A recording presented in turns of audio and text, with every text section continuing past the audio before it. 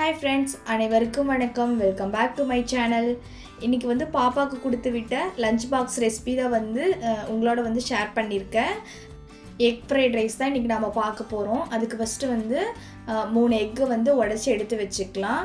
அதில் வந்து கொஞ்சமாக வந்து சால்ட்டும் பெப்பரும் வந்து ஆட் பண்ணி நல்லா வந்து கலந்து எடுத்து வச்சுக்கலாம். அது அப்படியே பேனை நல்லா ஹீட் பண்ணி 2 டேபிள் ஸ்பூன் வந்து ஆயில் ஆட் பண்ணதுக்கப்புறம் நம்ம கலந்து வச்சுருக்கிற எக்கை வந்து இதில் வந்து ஆட் பண்ணிக்கணும்.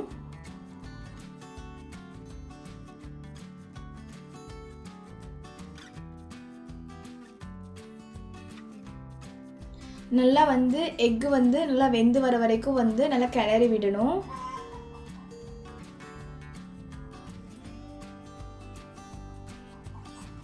இந்த மாதிரி உதிரியாக வரப்போ வந்து நம்ம வந்து எடுத்துக்கலாம். இந்த ரெசிபிக்கு நான் யூஸ் பண்ண வெஜிடபிள்ஸ் பார்த்திங்கன்னா கேரட், கோஸ், பச்சை மிளகாய், வெங்காயம், இது மட்டும்தான் நான் வந்து இந்த ரெசிபிக்கு வந்து யூஸ் பண்ணியிருக்கேன். அதே பேன் வந்து நல்லா ஹீட் பண்ணி 3 டேபிள் ஸ்பூன் ஆயில் ஆட் பண்ணதுக்கப்புறம் பெரிய வெங்காயம் வந்து ஆட் பண்ணிங்க. பெரிய வெங்காயம் வந்து நான் ஒரு 2 மீடியம் சைஸில் இருக்கிற வெங்காயத்தை வந்து கட் பண்ணி இந்த மாதிரி ஆட் பண்ணியிருக்கேன். அதுக்கப்புறம் க்ரீன் சில்லி பார்த்திங்கன்னா நான் வந்து ஒரு 2 க்ரீன் சில்லி வந்து குட்டி குட்டியாக நறுக்கி வந்து நான் ஆட் பண்ணியிருக்கேன். ரெண்டுமே நல்லா வந்து வதங்கி வந்ததுக்கப்புறம் வந்து 1 டேபிள் ஸ்பூன் வந்து இஞ்சி பூண்டு பேஸ்ட் வந்து ஆட் பண்ணிக்கலாம். நல்லா வதங்கி வந்ததுக்கப்புறம் காய்கறி வந்து ஆட் பண்ணிக்கலாம். கேரட்டும் கோஸும் வந்து ஆட் பண்ணி நல்லா வந்து கலந்து விட்டுக்கலாம். இதில் வேணும்னா குடமிளகாய், பீன்ஸ் இதுவுமே நீங்கள் வந்து ஆட் பண்ணிக்கலாம், நல்லாயிருக்கும்.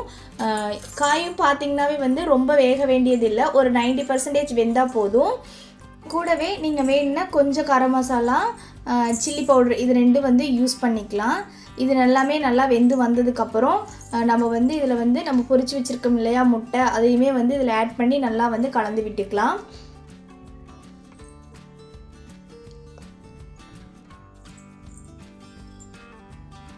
நல்லா கலந்து விட்டதுக்கப்புறம் வந்து நம்ம ரைஸ் வந்து இதில் ஆட் பண்ணிக்கலாம். நம்மளுக்கு வேணுங்கிற ரைஸ் வந்து இதில் ஆட் பண்ணி அதில் கொஞ்சம் வந்து 2 டேபிள் ஸ்பூன் வந்து சோயா சாஸும் 1 டேபிள் ஸ்பூன் வந்து சில்லி சாஸும் வந்து இதில் நான் ஆட் பண்ணியிருக்கேன். உங்களுக்கு இது வேண்டானா நீங்கள் வந்து இதை ஸ்கிப் பண்ணிக்கலாம். நல்லா ஆட் பண்ணி நல்லா கலந்து விட்டதுக்கப்புறம் 1 டேபிள் ஸ்பூன் வந்து உப்பும் கொஞ்சமாக வந்து பெப்பர் தூளும் வந்து ஆட் பண்ணி நல்லா வந்து கலந்து விட்டுக்கலாம். கடைசியாக இதில் வந்து கொஞ்சம் கொத்தமல்லி தழை இருந்தாலும் நீங்கள் வந்து ஆட் பண்ணிக்கலாம். இந்த ரெசிபி பார்த்திங்கன்னா ஸ்கூல் அண்ட் காலேஜுக்கு வந்து லஞ்ச் பாக்ஸ்க்கு வந்து செஞ்சு கொடுக்கலாம். நல்லா உதிரியான எக் ஃப்ரைட் ரைஸ் வந்து ரெடி ஆயிடுச்சு. நீங்களுமே வந்து ஒரு முறை இதை ட்ரை பண்ணி பாருங்கள். எப்படி இருந்துச்சுன்னு சொல்லி கமெண்ட்டில் சொல்லுங்கள். புதுசாக யாராவது நம்ம வீடியோ பார்த்துட்டு இருந்தீங்கன்னா ப்ளீஸ் சப்ஸ்கிரைப் பண்ணி வச்சுக்கோங்க.